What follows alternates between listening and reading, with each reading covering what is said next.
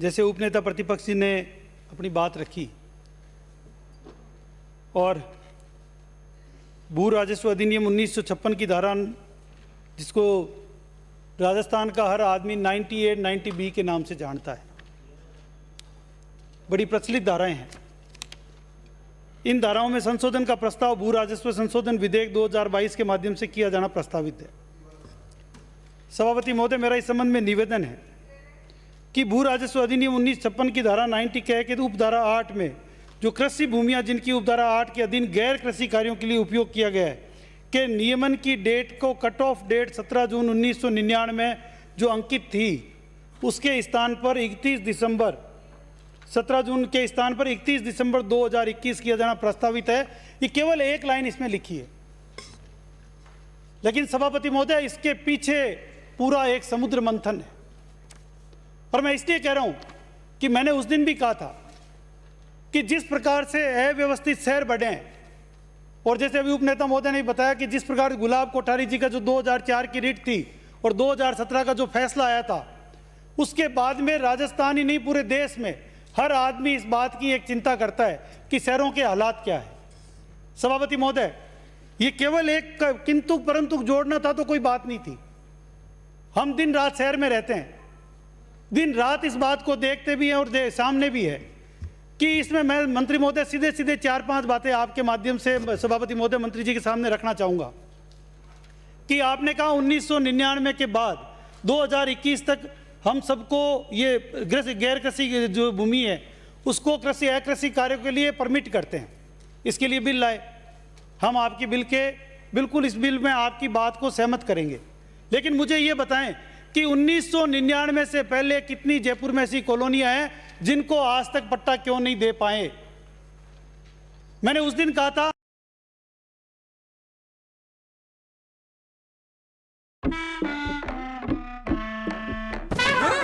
अरे इससे better offer तो ड्रीम 11 पे चल रहा है। The Dream Sale, 50% discount on mega contests. Play now. उसके बाद क्या हुआ? आपके यहाँ कोऑपरेटिव सेल थी। कोऑपरेटिव सेल इसलिए हटाई गई कि उसमें कोई भी आता, जब लिस्ट पेश करते हैं, मैं माननीय सभापति महोदय जिम्मेदारी के साथ कह रहा हूं कि ये 2021 होने के बाद भी मंत्री जी आप इस चीज को लिस्टिंग करवा ली क्या कि कौन सी कॉलोनी कब बसी थी और किसको पहले पट्टा दिया जाएगा और किसको बाद में पट्टा दिया जाएगा। भोले भाले लोगों को सोसाइटी ठग रही है। 250 रुपए स्क्वायर गज के जो है वो स्क्वायर यार्ड के पट्टों पर कन्वर्जन के चार्ज जमा हो रहे हैं। 1999 तक का जब रिकॉर्ड जेडीए में जमा था, रातों रात एक फैसला हुआ, कोऑपरेटिव सोसाइटीज में धांधलियां हैं, कोऑपरेटिव डिपार्टमेंट भ्रष्ट है, तो कोऑपरेटिव की सेल जेडीए में बंद कर दी गई। किसके इशारे पर हुआ? कौन से अधिकारी थे जिन्होंने आपको मिसगाइड किया? क्यों? क्योंकि कोई आदमी पट्टा लेने जाता था तो वो कोऑपरेटिव की लिस्ट में देखता था कि उस लिस्ट में मेरा नाम है क्या, और कोऑपरेटिव डिपार्टमेंट उस पर अपनी टिप्पणी करता था, उससे वो डिप्टी कमिश्नर बाउंड होता था। लेकिन अब आपका जेडीए, आपकी यूआईटी सब तुरम कहां है? मैंने कहा ना कि 3 साल में जेडीए यूआईटीज ने एक भी मामले में, मैंने उस दिन आपसे कहा इतने इतने भ्रष्टाचार हुए हैं, बिठाओ जांच कमेटी, आप विधायकों की बना दो, सत्ता पक्ष के विधायकों की बना दो। सभापति महोदय, मैं इसलिए कह रहा हूं, एक तरफ थोड़ा सा समय लूंगा सभापति महोदय, शहरों का विषय।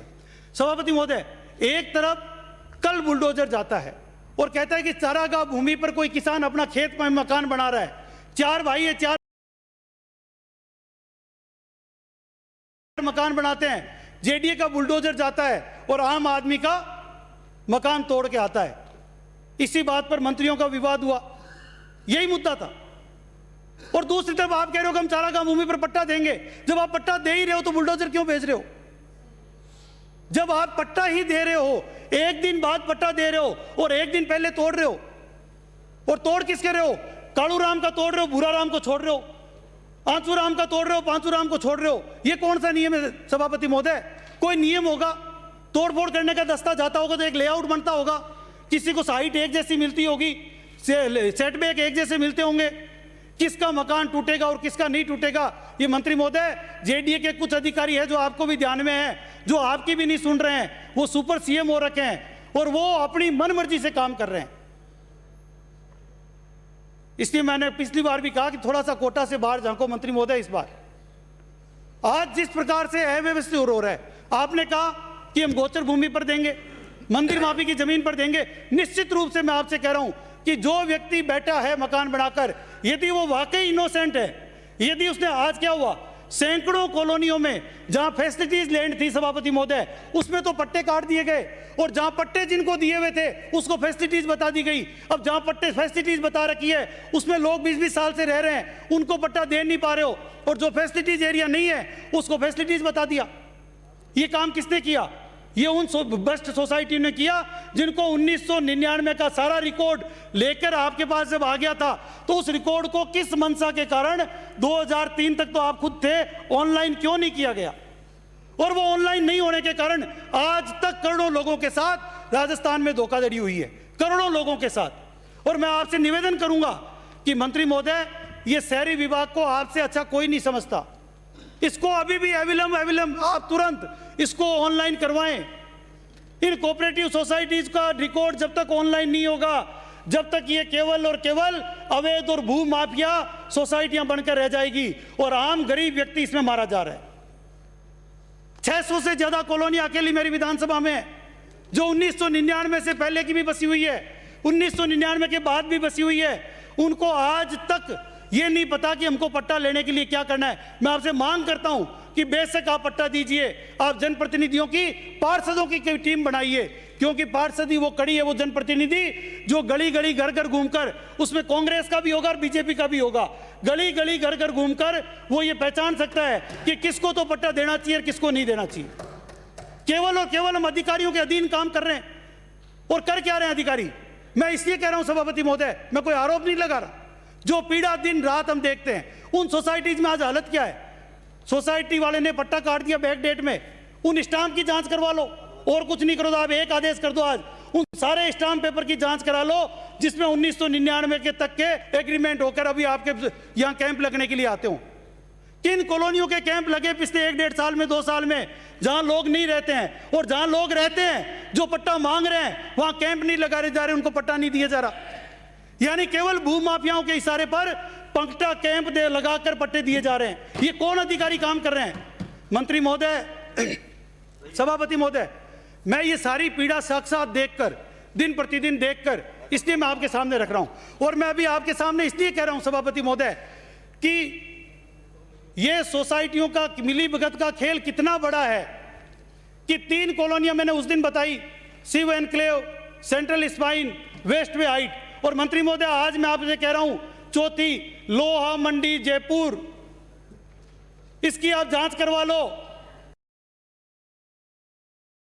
मैं विस्तार में नहीं जाऊंगा, सारे पेपर्स में आपको जमा दे दूंगा, लेकिन 16 होली से ठीक एक दिन पहले 16 तारीख को रात को 11 बजे जेडीए खुलता है, लेकिन पूरा जेडीए नहीं खुलता। ये वीडियो मेरे पास है सभापति महोदय, मैं ये वीडियो लेकर आया हूं। रात को 11 बजे जेडीए खुलता है, केवल एक जोन खुलता है जिसमें लोहा मंडी के पट्टे बनाए जाने हैं। इन अधिकारियों को हम जेडीए में बिठाकर जनता का भला करेंगे क्या? उनके लिए हम कट ऑफ डेट चेंज कर रहे हैं? रात को 11 बजे, धन्यवाद देता हूं, वो मीडिया के कुछ साथी पहुंचे, उन्होंने वीडियो बनाया, तो इसमें सारे अधिकारी वहां पीछे की, वो पीछे से निकल कर भागते हुए इस वीडियो में है।